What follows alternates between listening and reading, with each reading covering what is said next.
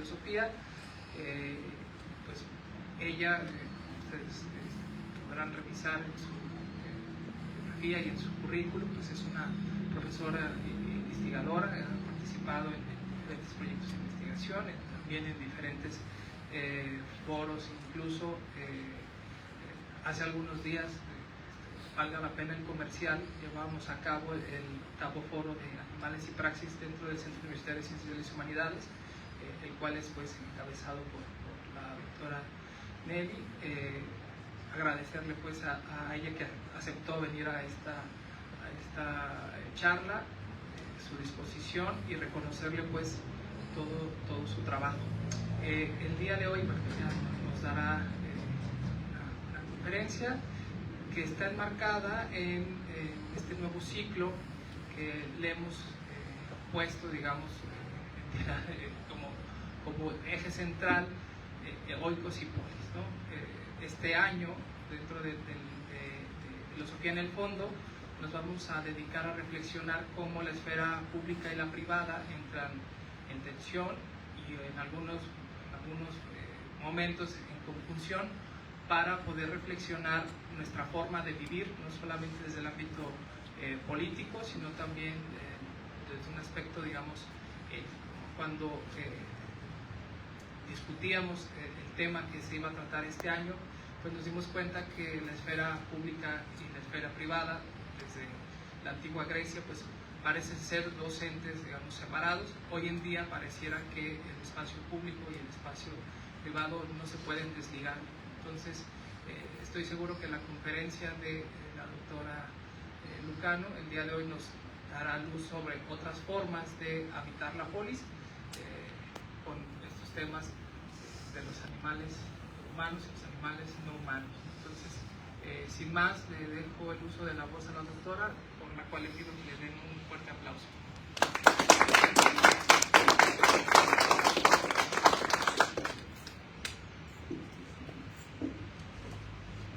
Bien, pues muchas gracias a todos y a todas por este espacio.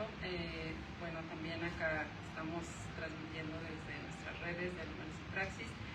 Y bueno, hoy les voy a hablar de una temática que titulé El común de la zoopolis como principio político. Y este concepto de zoopolis, para quienes un poco han estudiado latín o griego, el término de zoo pues viene a plantearnos lo animal, y polis pues obviamente desde el contexto antiguo, pues las ciudades, ¿no? Entonces sería como una polis de los animales, pero aquí entendida como animales humanos y no humanos, ya que pues desde tiempos antiguos los mismos filósofos nos plantearon la necesidad de hablar de lo animal en términos también humanos, ¿no? El mismo Aristóteles señalaba que nosotros éramos animales racionales, animales políticos, animales gregarios, ¿no? Bueno, en realidad lo animal pues es un hecho biológico, es algo que no podemos negar, es algo evidente. Sin embargo, cuando lo tratamos en términos políticos hay una negación total, ¿no? Es decir, hay un rechazo de lo animal a partir de toda una historia ideológica en torno a esta cuestión. Bueno, hay un texto que refiere mucho a esta frase de zoopolis, que es de Will Kymlicka y Zoe Donaldson, dos autores canadienses que hacen un texto que se llama efectivamente Zoopolis, y es una teoría de la política de los derechos de los animales. No me refiero a zoopolis en estos términos, es decir, les voy a plantear un poco de qué trata Zoopolis de Donaldson y Kymlicka parte de la teoría de la ciudadanía. Es decir, Kymlicka ha hecho un trabajo muy arduo acerca de las teorías de la ciudadanía, y entonces llega junto con Donaldson a plantearse la necesidad de teorizar ahora esas relaciones que se dan dentro de los marcos estatales que llamamos ciudadanía, o que tienen que ver, ¿no?, con ese término, para señalar que las relaciones que mantenemos con otros animales pues también se podrían aplicar estos mismos conceptos, es decir, el concepto de ciudadano, el concepto de habitante, que muchas veces ellos dicen, bueno, podría ser como estos migrantes, ¿no?, que pasan por acá, o el concepto de soberanía, que también está ligado con otros estados que son soberanos, ¿no? Y dice, bueno, los animales en este caso también podrían entrar dentro de esta comunidad política, ¿no? ¿Y por qué? Bueno, ellos plantean que hay relaciones, ellos nos están planteando una especie, ¿no? Es decir, que nosotros solamente porque llevamos a cabo ciertas acciones políticas, pues entonces somos ciudadanos, ¿no? Y él pone el caso muy específico de los niños, por ejemplo, de las personas que tienen una alta deficiencia mental, ¿no? Dicen, bueno, ellos no tienen un ejercicio político, es decir, ni votan, ni llevan a cabo ninguna acción que tenga que ver con las cuestiones ciudadanas, ¿no? Y dice, bueno, dicen ellos, entonces, de igual manera, los animales podrían ser ciudadanos. ¿Qué animales? Los animales domésticos, principalmente los animales que habitan en nuestras casas, ¿no? Y que tienen ciertos cuidados, entonces dirían ellos, desde esta relación, es decir, una función que tiene que ver con la cuestión de la ciudadanía, ellos podrían bien entrar, ¿no? Otra razón que dan es que estos animales, al igual que los niños y las personas que tienen una deficiencia mental severa, dicen, bueno, requieren de cuidados y protección del Estado, ¿no? ¿Qué tipo de instituciones? Por ejemplo, la institución de la salud, ¿no? Donde los niños pequeños pues requieren de esos cuidados en la institución, como puede ser en nuestro caso el IMSS o el ISSSTE, ¿no? Que son estatales, pero también hay otras instituciones en el caso de los animales para también protegerlos en la salud, ¿no? En el caso nuestro mexicano, obviamente no tenemos una institución que se dedique exclusiva y únicamente a perros y gatos, pero sí hay instituciones que se vinculan con los animales que se usan principalmente para el consumo humano, ¿no? Como puede ser la Senacica, por ejemplo. Entonces, estas instituciones estatales, de alguna u otra manera, están vinculadas a ese apoyo para la salud de los animales, ¿no? Y dice Quimblica y Donaldson, bueno, pues entonces estos animales, bajo estas funciones iguales o similares que se llevan a cabo con los niños, pueden ser ciudadanos, ¿no? Es decir, no importa que no puedan votar, los animales, no importa que no lleven a cabo diferentes acciones políticas, y además porque están protegidos por el Estado, entonces pueden ser ciudadanos, ¿no? Bajo ese mismo principio. Bueno, ¿qué pasa con otros animales? Dicen, bueno, hay animales que transitan por nuestras ciudades o bien tienen ciertas relaciones con nosotros a la hora de entrar a las ciudades, ¿no? Esto les llaman los animales liminales. ¿Como cuáles podrían ser? Piensen ustedes en, no sé, las palomas, en las ardillas, ¿no? O cuando las personas se instalan, los humanos se instalan en lugares muy cercanos a lugares donde habitan animales silvestres, pues también esos animales muchas veces entran, ¿no? A esos lugares que ya están habitados por los humanos. Esos serían animales liminales. Y entonces dice que indica, bueno, al igual que los humanos que transitan por nuestro país, que no son ciudadanos, es decir, estos como pueden ser los inmigrantes, ¿no? Dice, hay derechos básicos que debemos proteger, ¿no? ¿Y cuáles son estos derechos básicos? Pues principalmente los derechos, dicen, negativos, ¿no? El derecho a no ser torturado, a no ser encarcelado, a no ser violentado, etcétera, etcétera, ¿no? Entonces, ellos plantean que en el caso de los animales liminales, esos que se acercan a nosotros, pero que no dependen de nosotros, bueno, podrían también tener esos mismos derechos negativos, ¿no? Derechos a no ser encarcelados, torturados y todas estas cosas, ¿no? Entonces dicen, bueno, esa relación que tiene que ver con esa teoría de la ciudadanía, pues también la podríamos aplicar a estos animales, ¿no? Bueno, por último, nos hablan de los animales silvestres o de los animales salvajes, como ellos los llaman.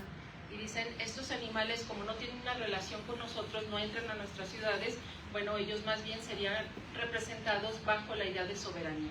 Así como existen estados soberanos, ¿no?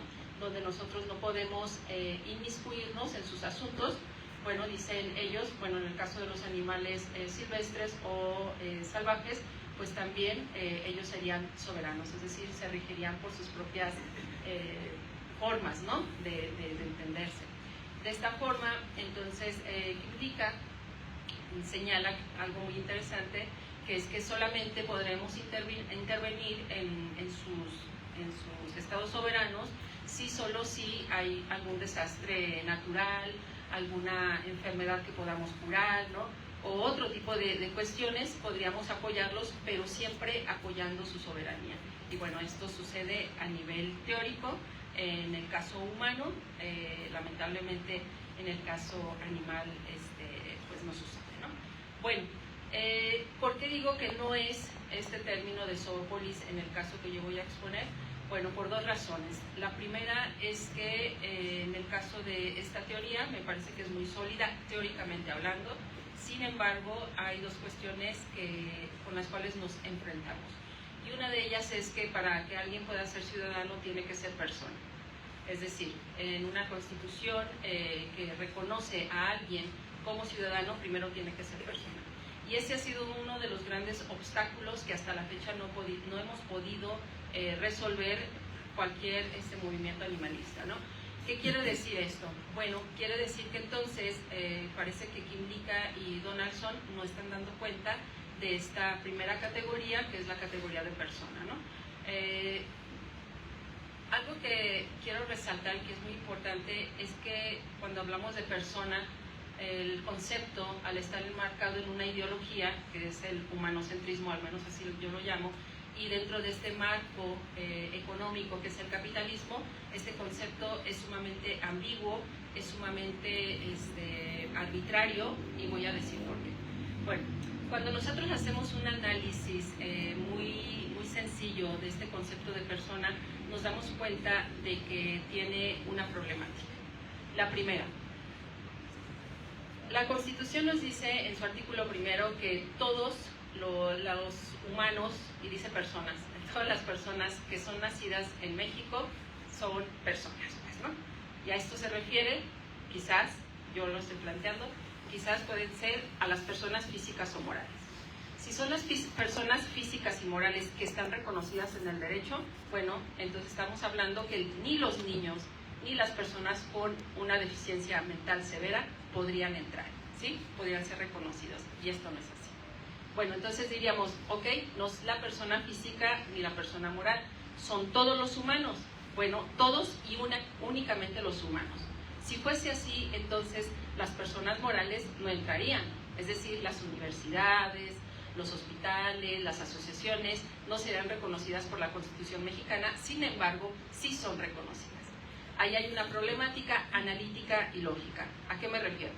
A que si nosotros estamos planteando que México en su Constitución protege a todas las personas, pero confunde el término persona con humanos, entonces las asociaciones, vuelvo a insistir, las universidades, el mismo Estado, que es una persona moral, no sería protegido, y eso no es así, ¿sí?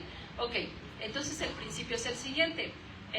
Las personas, según nuestra Constitución, son los humanos, pero también son algunos no humanos, como estas instituciones que acabo de mencionar, bajo la categoría de personas morales, ¿sí?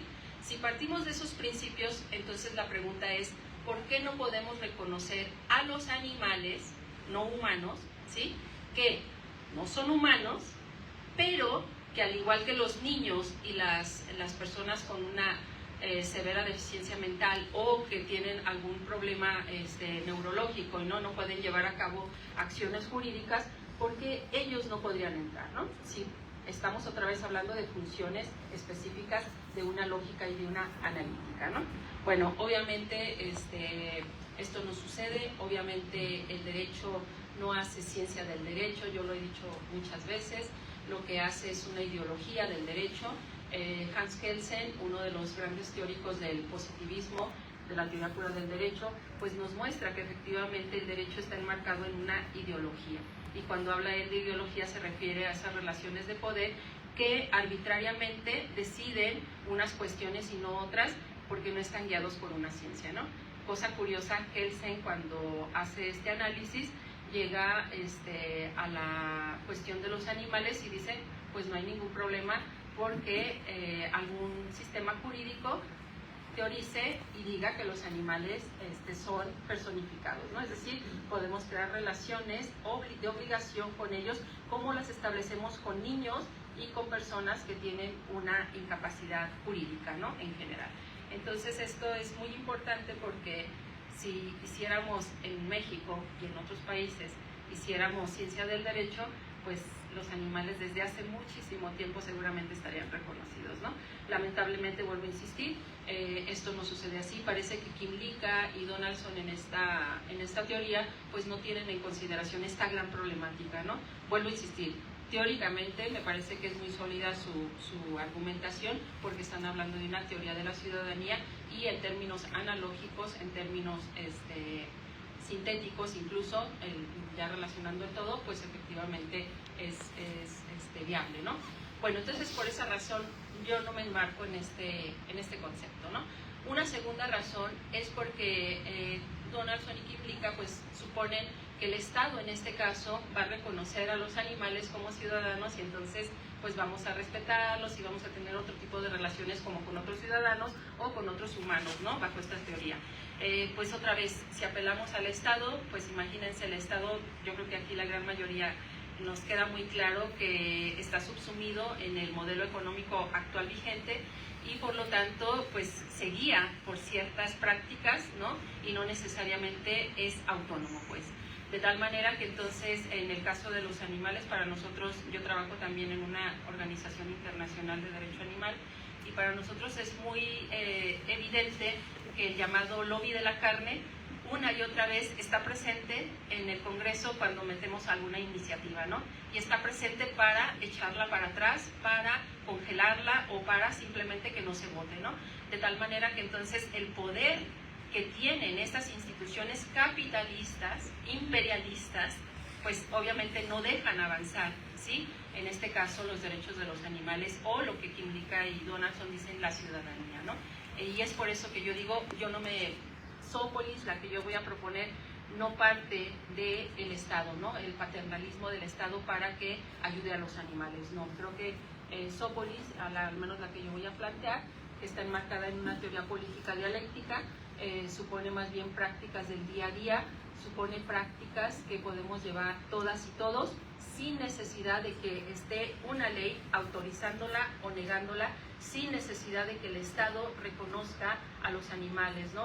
Sin ninguna institución. Y por supuesto, esta dialéctica, teórica dialéctica, a mi parecer, pues tiene que ver con una confrontación a este modelo capitalista, ¿no?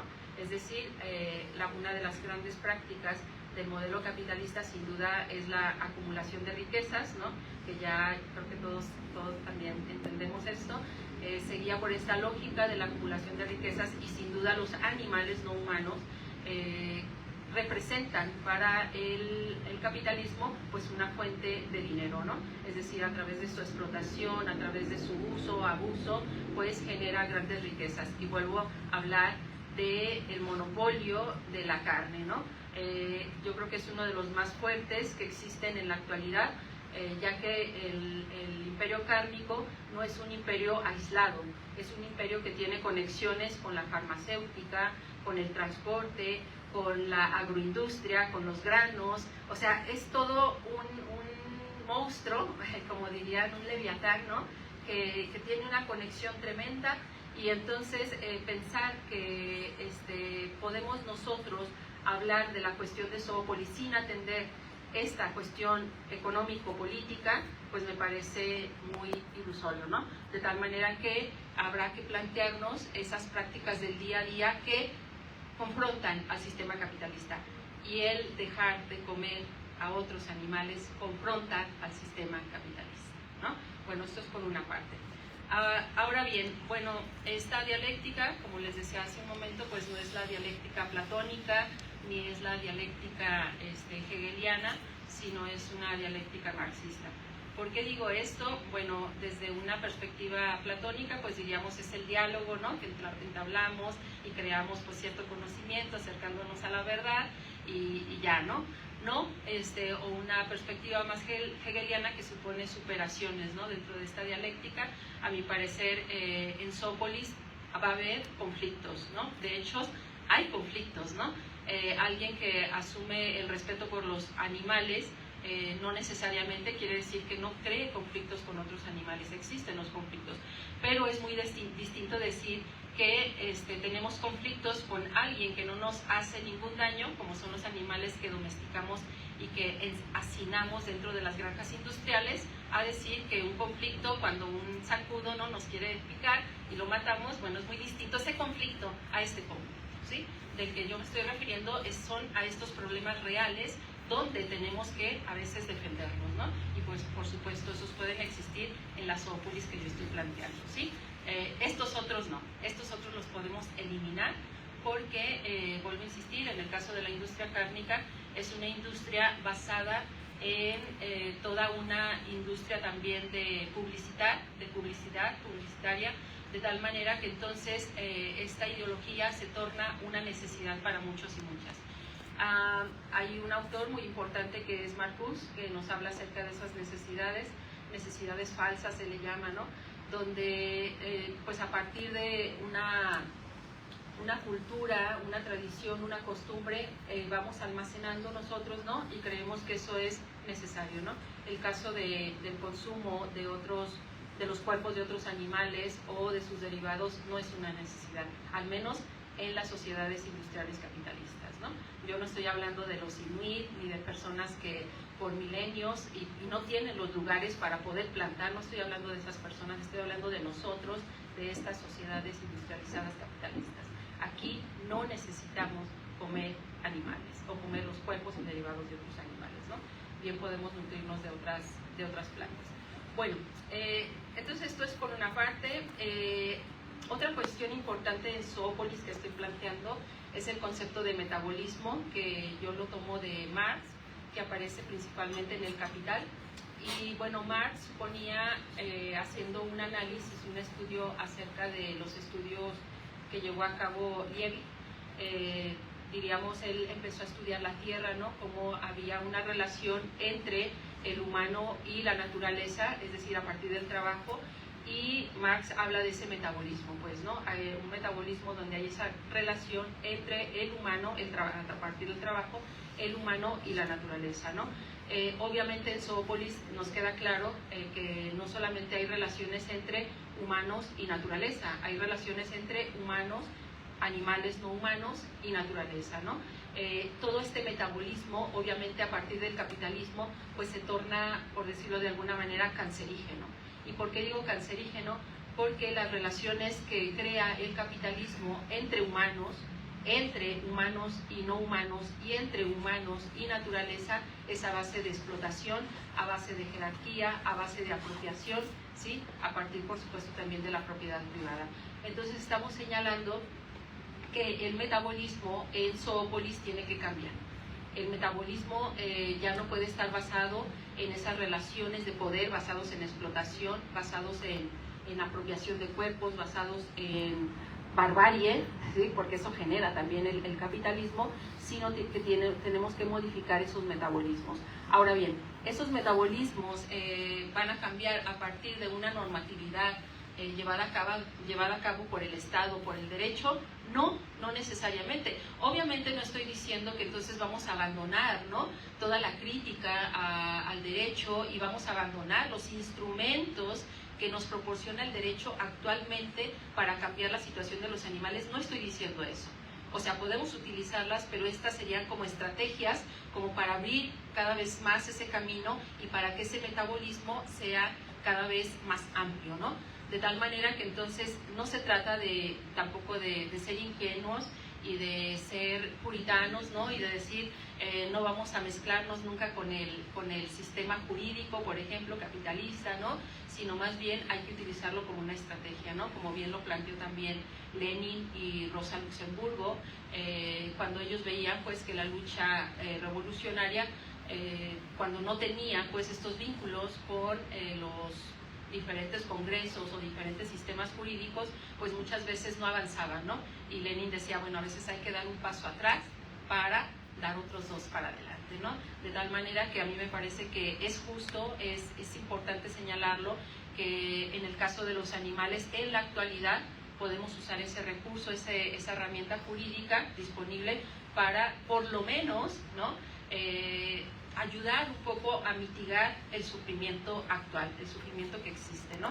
¿Esto quiere decir que nos vamos a quedar ahí? Obviamente no. Obviamente solamente, vuelvo a insistir, es una estrategia, ¿no? Es un momento que puede ayudar. La idea es que todos y todas en el día a día pues creemos este metabolismo donde abandonemos este tipo de prácticas tan dañinas, no solamente entre humanos y animales o humanos y naturaleza, también entre humanos y humanos, obviamente, ¿no? Vuelvo a insistir, cuando yo hablo de animales, yo me estoy refiriendo a todas las especies, animales humanas y animales no humanas, ¿no? De tal manera que entonces algo que nos vincularía para hablar de ese común en Zoópolis sería, pues por supuesto, todo ese daño, todas esas agravios que sufrimos humanos y no humanos a partir de las diferentes relaciones que establece el capitalismo, ¿no? Todos esos agravios, todas esas injusticias que ejerce el capitalismo, eso sería lo que nos uniría a todos y a todas, humanos y no humanos, para enfrentar a este capitalismo, ¿no? Obviamente no se trata tampoco de pensar que vamos a crear una revolución ahorita mismo y vamos a acabar, ¿no? Como luego a veces se piensa, y no sé si es de manera ingenua o si es porque se quiere ridiculizar las temáticas, no lo sé, pero luego aparecen esas preguntas de, ¿y si todos nos hiciéramos veganos ahora, entonces qué haríamos con las vacas? Obviamente esto no va a suceder. Obviamente este es un trabajo arduo, es un camino largo, también diría Luxemburgo, es un camino largo, pero sabemos que no debemos desesperarnos y sabemos que existen conciencias capaces de asumir esa conciencia de clase, es decir, de saberse explotados, de saberse agraviados, de saberse despreciados, ¿no? Y decir, por este modelo capitalista, y decir, bueno, pues yo soy parte de esta clase, al igual que los animales que también son despreciados, agraviados por este sistema, ¿no? Es decir, no desvincular las luchas, pues en pocas palabras, ¿no? Entonces, por otra parte, bueno, este metabolismo que tiene que ver con el humano naturaleza y humano animal, pues se enfrenta también a otras ideologías que han sido muy antiguas, desde tiempos muy lejanos, incluso el mismo Aristóteles, diríamos, ¿no? Hubo la necesidad de distinguirnos de otros animales. Esa distinción que se hizo de otros animales, lamentablemente con el cristianismo, se agudizó en buena medida porque el cristianismo suponía que nosotros éramos a imagen y semejanza de Dios, y los animales, pues al no ser a imagen y semejanza de Dios, no tenían alma, ¿no? Y por lo tanto, pues no teníamos deberes ni siquiera morales hacia ellos, ¿no? Esta es una interpretación, obviamente, del cristianismo. Hubo otras interpretaciones muy importantes, a mi parecer.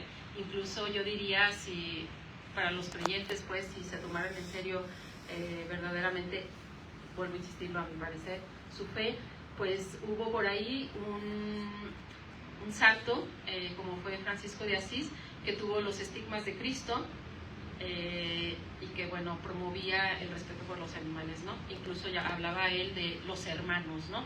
Imaginémonos hermandad, o sea, nada más y nada menos hermandad, ¿no?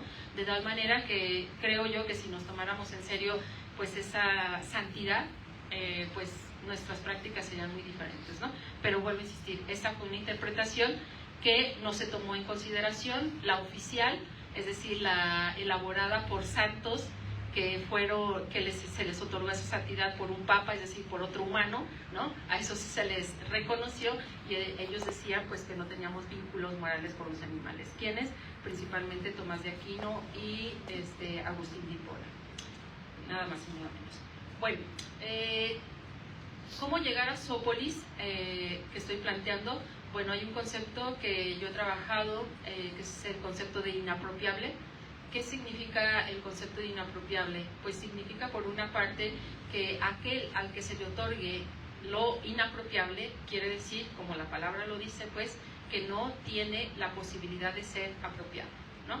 De tal manera que entonces, cuando nosotros hablamos, digo, hacia parecer una analogía, cuando nosotros hablamos de los derechos fundamentales, ¿no? En el marco de los derechos humanos, pues hablamos de que nosotros tenemos esos derechos y por lo tanto, como somos poseedores de esas vidas, pues nadie puede apropiársela, ¿no? Nadie puede enajenarla, venderla, etcétera, ¿no?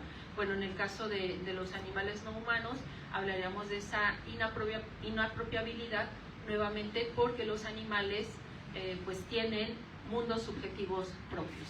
algo que muy pocas personas son capaces de reconocer, humanos, capaces de reconocer, no porque no existan las suficientes evidencias, incluso hay abrumadoras evidencias sobre la conciencia, afectividad, emotividad de los animales. O sea, no es algo que la ciencia no se haya planteado y que no nos dé esos datos, ¿no? Ahí están. O sea, el problema es, vuelvo a insistir, es una ideología, porque la ideología se basa en que no va a justificar lo que está diciendo y lo que está haciendo, ¿no? La ideología no nada más es teórica o de conocimiento, es también una cuestión práctica. Bueno, de esta manera entonces el caso de los animales tendrían que presentarse bajo eso de lo inapropiable, ¿no? ¿Quién tiene que otorgar lo inapropiable? ¿El Estado? ¿Las leyes? No, vuelvo a insistir, lo inapropiable es la práctica del día a día que estoy segura que muchos y muchas de ustedes llevan a cabo en esas relaciones cotidianas, quizás con los animales que tienen compañeros de vida, ¿no? O quizás con otro tipo de animales que les parecen bonitos, ¿no? Y dicen, lo voy a dejar en paz, voy a dejar que haga su vida como mejor le plazca, ¿no? Bueno, la idea es ampliar esa perspectiva de lo inapropiable, que lo hacemos en esas prácticas ahora con otros animales que utilizamos comúnmente en diferentes industrias, ¿no? Señalo la industria cárnica, no es porque esté encaprichada y porque luego a veces se piensa, no, es que esta persona quiere hacernos veganos, ¿no? No quiero hacerlos veganos. Yo lo planteo mucho en mis clases con los estudiantes y les digo así, el mismo empeño que yo pongo para hablarles de Kant, para hablarles de Rousseau, para hablarles de Rosa Luxemburgo, de quien sea, del filósofa que sea, el mismo empeño que le pongo en la cuestión animal. Es decir, lo que hago es dar argumentos, dar evidencias de lo que estoy señalando, ¿sí? Y entonces no quiero hacer a nadie vegano. Lo que estoy haciendo es darles esos argumentos para, como bien lo dijo aquí el maestro, para crear un diálogo, pero que ese diálogo no se torne un diálogo platónico, ¿verdad? Y que se quede nada más en querer encontrar la verdad y todos a gustos y todos contentos. No, va más allá de eso. Sí, por supuesto, es tratar de encontrar en esa totalidad, como también lo plantea la dialéctica, en esa totalidad, es decir, ver cuáles, en ese problema que hablamos de la cuestión animal, cuáles son todos esos elementos que hay que encontrar, ¿no? Para poder dar un poco de solución quizás a esta problemática, ¿no? Yo ya planteé la cuestión jurídica, la cuestión histórica, que bueno, puedo dar algunos otros datos, la cuestión de la ciencia, la cuestión del mismo Estado, del mismo capitalista, el capitalismo como lógicas, ¿no? Y relaciones de poder. Entonces, cuando vemos esa totalidad, a mi parecer, pues tenemos mayor posibilidad de darle una respuesta a esta cuestión, a esta problemática, ¿no? Y bueno, de eso se trata un poco esta sesión, a mi parecer, de crear esos diálogos para, pues, crear también prácticas del día a día, ¿no? Déjenme ver qué más me hace falta por acá. Bueno, lo inapropiable entonces tampoco tiene que ver con la cuestión de lo público, ¿no? Lo público tiene que ver también con una cuestión estatal, es decir, aquella propiedad que se dice son espacios públicos, en realidad tienen que ver con espacios estatales o regulados por ciertas prácticas, ciertas normatividades estatales, ¿no?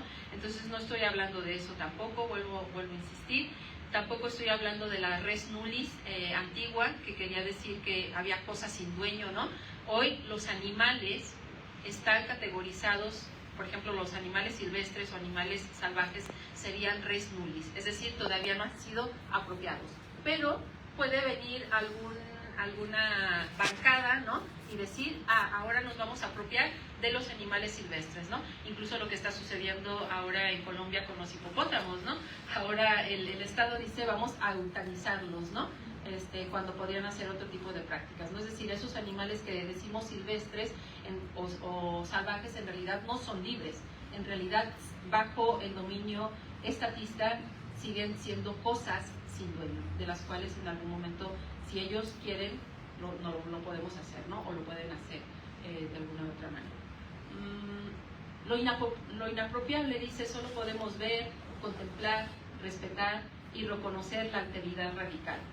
Construir sópolis basadas en el principio político de lo inapropiable no solo cuestiona la jerga del ámbito jurídico que discurre sobre los demás animales como cosas apropiables, propiedades en sus diversas formas, como son también los bienes comunes o los bienes públicos. La alteridad radical de lo inapropiable en los animales reside en que sus mundos son tan variados y tan vastos que es imposible determinarlos.